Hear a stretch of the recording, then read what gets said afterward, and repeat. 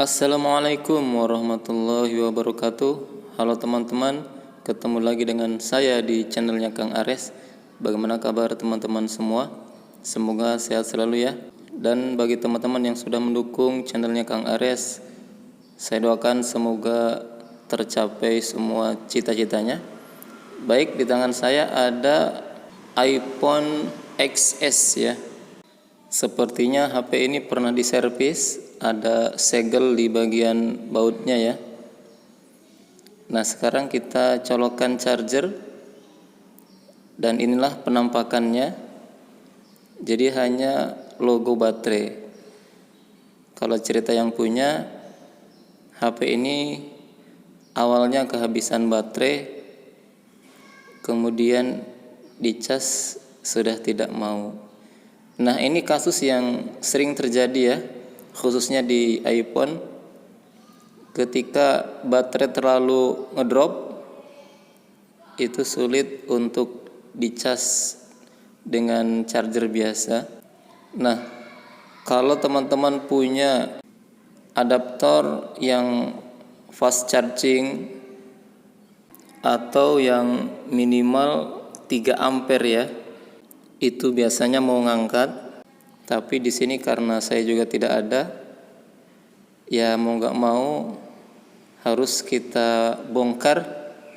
Dan yang perlu diperhatikan saat bongkar, di situ ada 2 baut dan obengnya khusus ya, karena matanya ada 5. Kemudian perlu diketahui juga bahwa untuk tipe ini itu mengandung lem ya. Dari sisi LCD itu mengandung perekat, jadi benar-benar harus ekstra dan harus hati-hati tentunya, apalagi masih orisinil ya.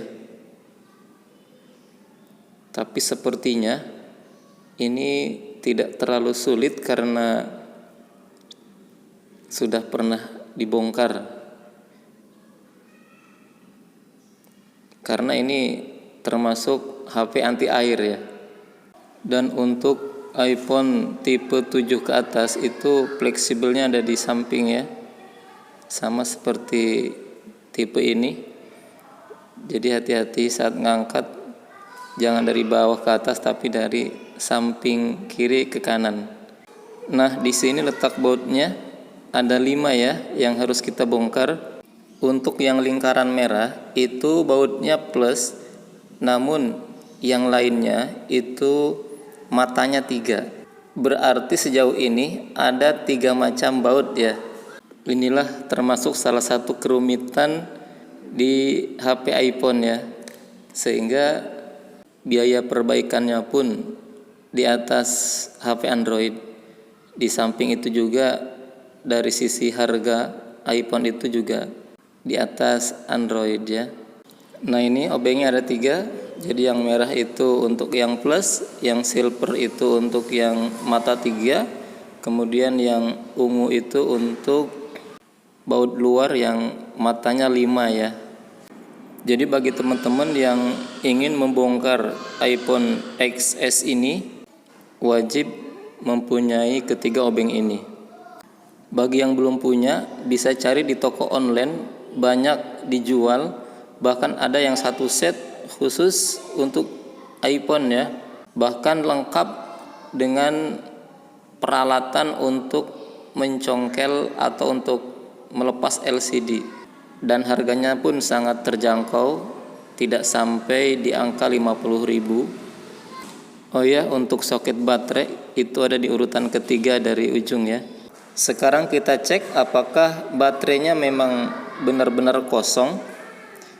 Kalau kita belum tahu mana jalur positif sama negatifnya, nah ini kita memerlukan multitester di setelan kali 1 ohm atau bisa di setelan buzzer. Lalu kita hubungkan ground ke konektor baterai. Mana yang jarumnya bergerak berarti itu yang jalur negatif ya. Nah, di sebelah atas ya, atau kalau dari sini sebelah pinggir kiri itu yang jalur positif. Sekarang kita cek baterainya apakah ada pergerakan. Nah, ini kita setel di 10 port DC. Coba lihat, dan ternyata betul tidak ada pergerakan sama sekali. Ini menunjukkan bahwa baterai betul-betul kosong, sehingga dicas tidak mau connect atau tidak ngangkat. Nah, langkah selanjutnya adalah mau nggak mau kita suntik baterai atau tembak baterai dengan power supply. Kalau belum punya power supply, bisa dengan casan desktop ya, atau cas kodok namanya. Tinggal dihubungkan di jalur positif dan negatifnya yang tadi sudah kita tentukan. Namun sebelumnya soket baterai saya lapisi isolatif, karena itu kan kaleng ya, lapisan belakang kan kaleng, biar tidak konslet maka saya lapisi. Dan ini kita hubungkan. Coba perhatikan power supply-nya, ini pasti berbunyi karena memang daya baterai itu di bawah 4 volt ya. Normalnya tegangan baterai itu 3,8 volt, dan power supply saya setting di 4,1 volt. Maka voltasenya kita turunkan sampai tidak bunyi. Kemudian perhatikan, pastikan jarum ampere harus naik ya, lebih tinggi lebih bagus supaya pengecasannya lebih cepat. Kita biarkan beberapa menit sampai baterai ada isinya. Baik, saya rasa cukup. Sekarang kita akan coba ya, apakah tegangan baterai sudah normal. Kita tes lagi dengan multitester.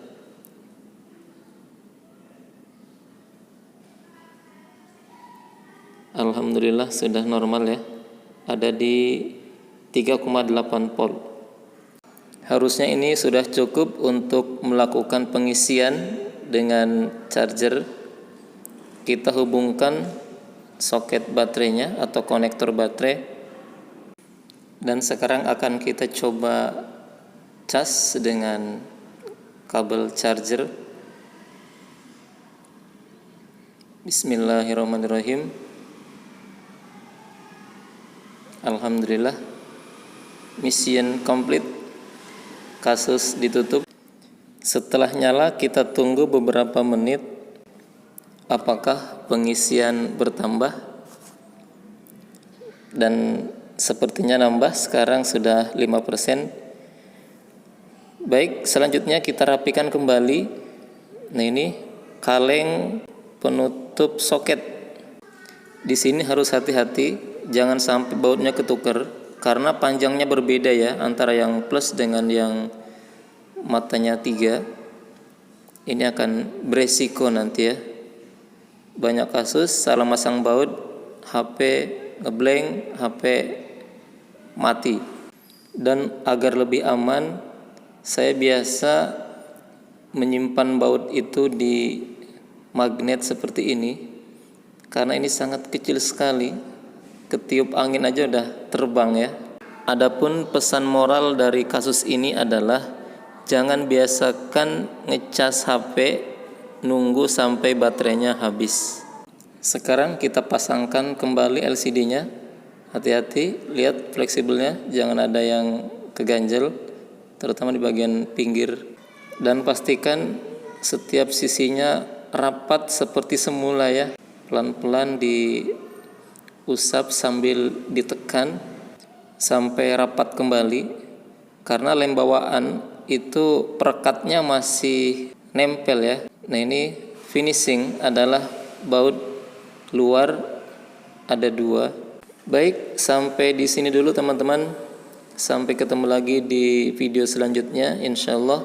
Terima kasih sudah meluangkan waktu. Semoga ada manfaatnya. Tetap semangat dalam belajar. Assalamualaikum warahmatullahi wabarakatuh.